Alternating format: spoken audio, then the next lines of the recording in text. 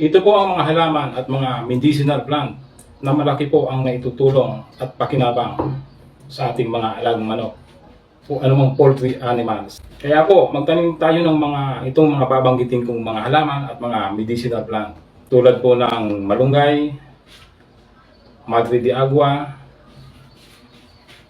mani-mani o yung Arachis pintoy. Yan. Mga medicinal plant naman tulad ng oregano, Artemisia o yung Artemisa. Iwan ko lang kung anong tawag sa inyo yan. Yan po ay napakaganda at malaki ang maitutulong at pakinabang po sa ating mga alagang manok. Promise, magugustuhan niyo po ang video ito.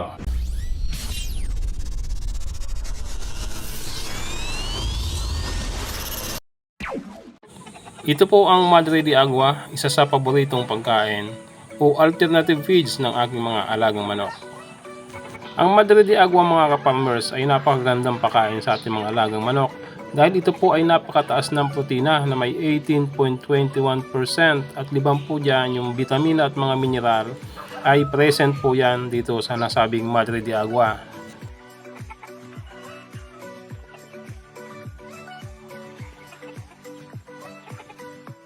Ito naman mga ka-farmers, ang natural vitamins na ginagamit ko sa aking mga laga. Yan po ang malunggay, oregano, then artemisia. Yan po, ikukumbine nyo lang po yung tatlong yan, i-blend, then lagyan ng kaunting tubig para makuha natin yung katas. Then yung katas po ay 3 kutsara para sa 1 litrong tubig na ipapainom naman natin sa ating mga alaga. Para po maging masigla at matatag po ang kanilang pangangatawan. Ganito lamang kasimple ang pag-prepare ng Madre de Agua para maging katuka sa ating mga alagang manok. Yan po, i-chop lang po natin o gagayatin natin ng pinong-pino. Yung dahon na yan, then ihalo natin sa ibang sangkap. Tulad po ng kinayod na nyog, kung may darak po kayo o mais ay pwede po natin ihalo dyan. Kung wala naman, ay haluan nyo lang po ng feeds para po maging complete naman yung nutrients na makukuha ng ating mga alagang manok.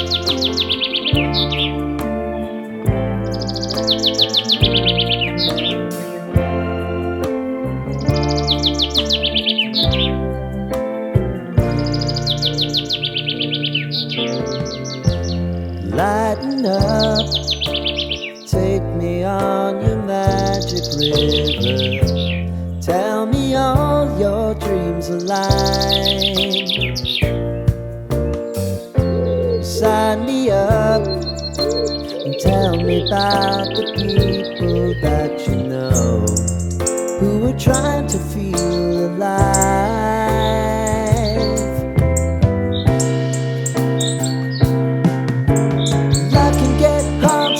Honey, if you need to cry, just come share my pillow and rain, go away.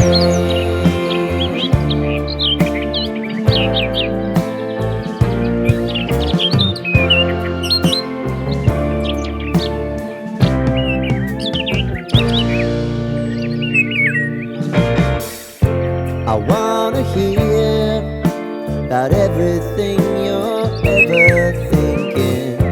You know that I can take. Sana po ay nabigyan ko na naman kayo kahit pa paano ng dagdag kaalaman tungkol sa paghahayupan, lalong-lalo na po sa pagmamanuka. Pero bago po tayo magtapos, may kaunting hiling lang po ang inyong lingkod. Pagkatapos yung panoorin ito, paki-share naman po na mapanood din ng iba at makatulong din sa kanila. Maraming salamat po sa inyo. God bless you all.